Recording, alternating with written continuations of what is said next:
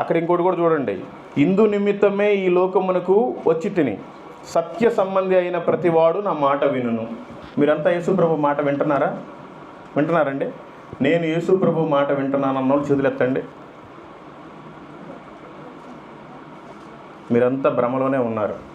యేసుప్రభు వారి మాట వింటే నిన్ను వలె నీ పొరుగు అని ప్రేమించమని చెప్పాడు. వాళ్ళు ఎందుకు ప్రేమించాలి?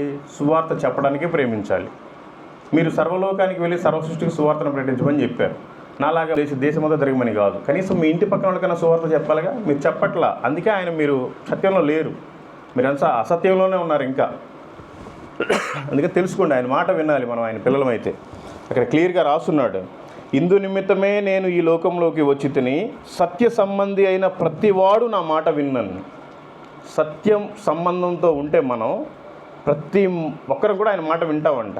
మనం వినట్లా. అందుకనే ఈ రోజున మీ సంఘం మరి 10 మందికే పరిమితం